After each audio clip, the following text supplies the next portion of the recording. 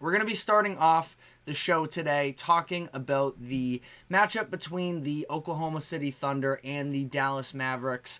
We saw the Thunder, who were very slight favorites in this series, put together a very convincing win last night. 117-95 was the final score.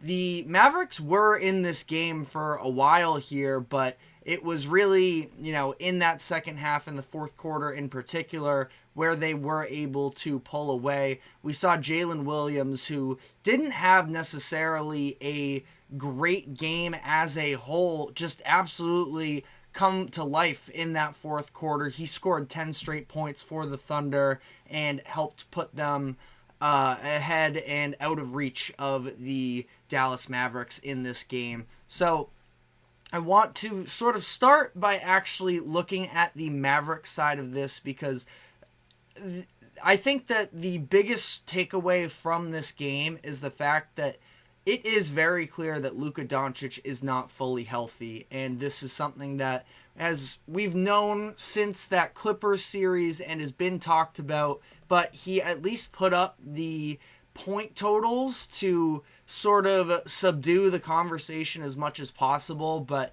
he is just clearly not right physically. He's dealing with that knee injury, and as a result, we've seen some pretty horrendous shooting performances from him, frankly, where especially from the three-point line, he is absolutely struggling. Now, still averaging 28 points per game, which again, you don't necessarily hear all too many people talking about the struggles he's going through, because ultimately the counting stats are there for him, averaging 28, 9, and 8.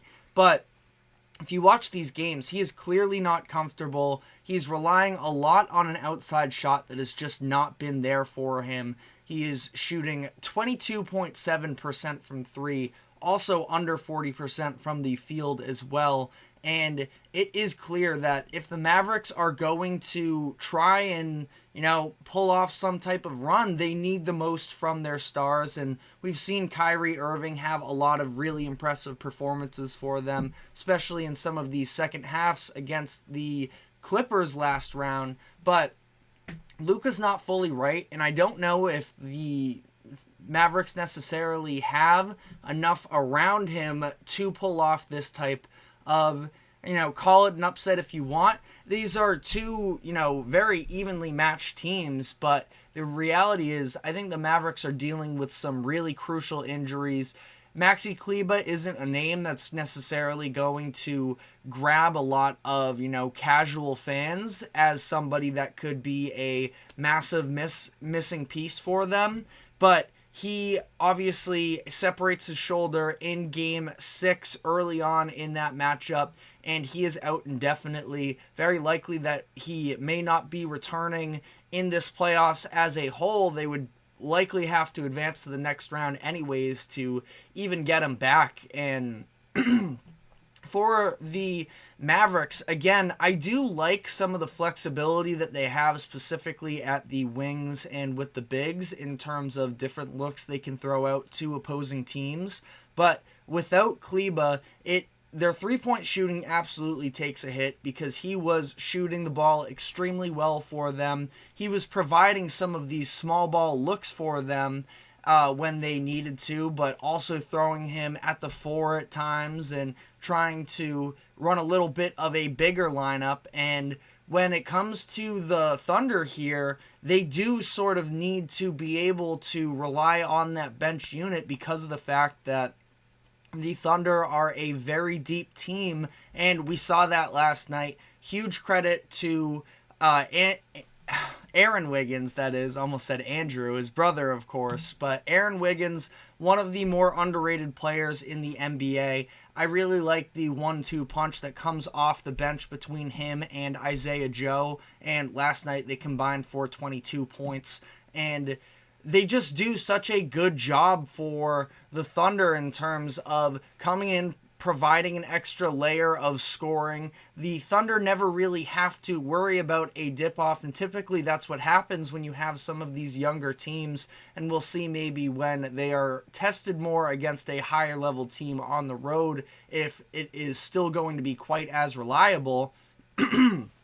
But last night they were able to do so. And for the Mavericks, I do really worry about them in terms of if Luka isn't feeling it, I don't really know what they have to necessarily lean on, and Kyrie is absolutely one of the best Robins in the NBA in terms of being a number 2 option and being able to carry the load at times, but they're already so centric around those 2 players. And again, I like a lot of the supplementary pieces that they have, but it requires a lot of Luka and Kyrie creation to make the most out of those pieces. They really don't have a backup point guard to try and sort of carry any of those expectations or keep the offense flowing. And it's interesting. I'm not exactly sure how Jason Kidd is going to manage the lineups going forward. Last night seemed like a perfect example of where they would have needed Maxi Kleber because of the fact that it was in the fourth quarter. They were down about 15 points and were trying to sort of maximize that one last run to pull themselves back into the game, and they were running without a 5. PJ Washington was at the sort of de facto 5 spot because of the fact that they felt like they needed offense. At least that's what I'm assuming was the thought process behind Jason Kidd. So the lineup was Luka, Kyrie, it was Tim Hardaway Jr., and then it was Derrick Jones Jr. and PJ Washington. And, Tim Hardaway Jr., it's hard to sort of dump on him because this was his first game back from injury. He had sprained his ankle in game 2, I believe, of that Clippers series, but he gave them absolutely nothing last night. I'm surprised they ran with him as much as they did last night. He got 17 minutes. 1 of 5 from the field, 0 of 4 from 3, so it's not like he was providing them very much anyways, but they felt like they needed spacing and scoring, but it was also clear on the defensive end at that point that they were missing a big man, and I know that Kleber isn't necessarily any type of defensive anchor, but he's at least a little bit more size to throw at the Thunder, and that's when we saw a lot of the Jalen Williams driving at the rim, and some of his finishes were just...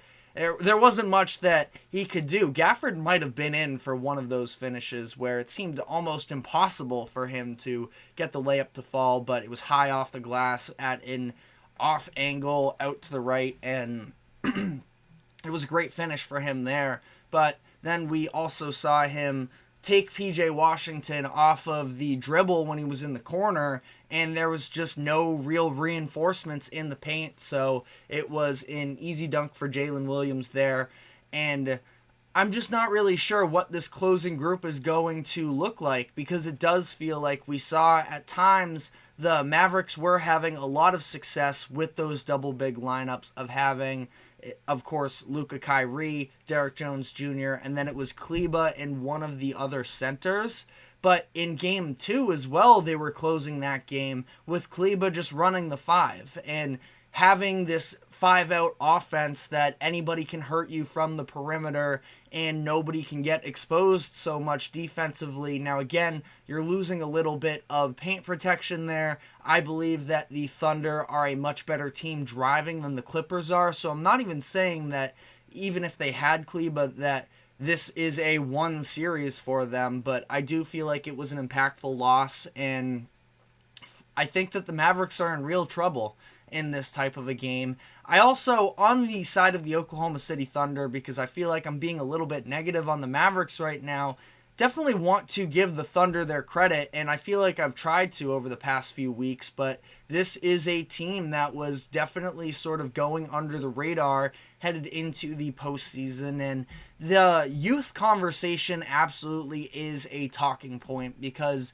it is true that in NBA history, we typically see these young cores end up dealing with some type of heartbreaking loss before they're actually able to make that jump. And, heartbreaking doesn't even necessarily have to be so dramatic about it, but sort of have to suffer your loss before you know what it takes almost, and it's a mentality thing, it feels like. And the Thunder just don't care. They were the youngest team in NBA history to ever win a playoff series when they swept the Pelicans.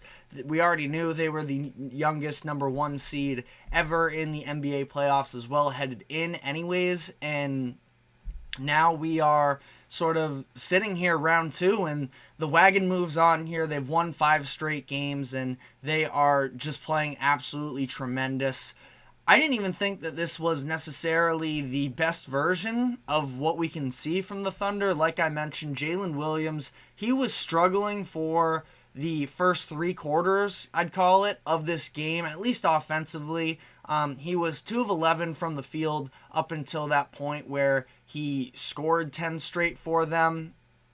But we saw, again, Jalen Williams struggling a little bit offensively. I didn't even think that Lu Dort was necessarily the full version of what we can get. We saw him be an absolute shutdown perimeter defender last series against Brandon Ingram. I know that he was matched up against Luka in this game, but it seemed like it was more so about Luka just not being healthy than it was Lu Dort actually making plays. We saw Doncic sort of in the less explosive plays going into the post, getting a couple baskets on Lu Dort, but I think there is another level that we could see from him. I've done this whole segment, and I haven't talked about Shai Gilgeous-Alexander yet, and that's just because he is one of the most steady stars that we have in the NBA today, that he just continues to go out there. He doesn't necessarily, I mean, he definitely has gotten his share of love from the media over the past couple years. He was All-NBA first team last year, and he's going to be All-NBA first team again this season as well. So everybody's aware of how good he is, but that's the thing, is it almost felt like a quiet game for him, and yet he still had 29 points, 9 assists, and 9 rebounds. So he's just a tremendous talent, and this cohesive unit that the Thunder have going on, I just feel like they are... It's so fun to see because, again, I love their team defense. And also, on the note of defense, I know that OKC ends up putting 117 on the board, but I did feel like there were a lot of positives from the Mavericks that you do feel like you could work off of a little bit. The help defense was absolutely tremendous. They were not allowing anything easy in the paint for the Thunder. You saw at times, especially with some of their guards kind of getting beat off the dribble in some of these initial situations, but the rotations of their other players was really impactful. I thought that Daniel Gafford was actually tremendous in this game. Now, was dealing with a little bit of foul trouble early, and again, the level of offense that he brings is good, but doesn't necessarily, isn't a go-to guy that you can put him, back to the basket, get you a bucket. He's more of a lob threat. And again, last night, he scores 16 points. So the whole reason I'm saying this, I thought he was really good and really impactful on the defensive end. Ends up with 5 blocks, but it's not even just that. It was turning the Thunder away from the paint on a handful of these instances. Final note here, while we're sort of talking about defense as well, is, from the Thunder, like I said, I feel like they can sort of take their game to another level.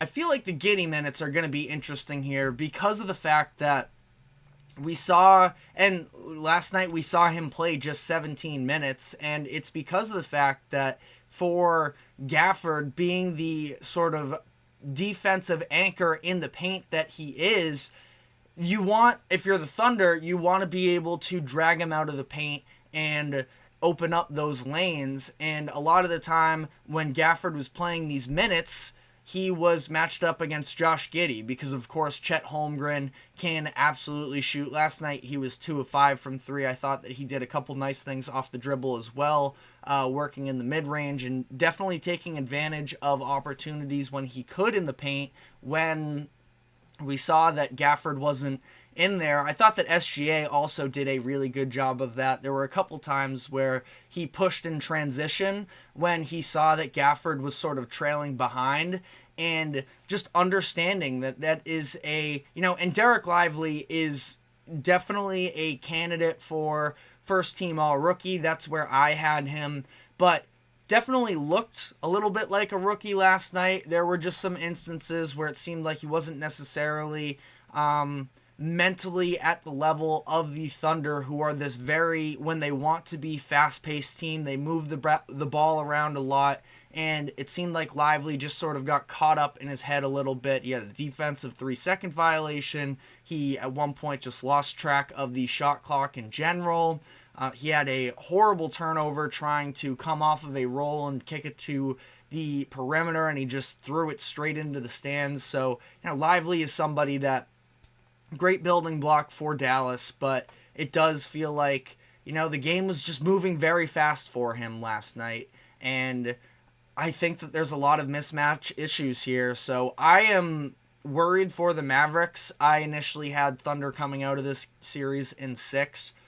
It's gonna be up to Luka whether or not he is at least healthy enough to be a big time contributor, because again, what we've seen from him so far in this postseason is absolutely not what we are used to. But let us know what you think about this game and series in the comment section. We're now going to be taking our first break of the show, and when we come back on the other side, I want to dive into the other NBA matchup from last night in the Celtics and Cavaliers, and talk a little bit big picture for the Celtics as they look to bring home the championship.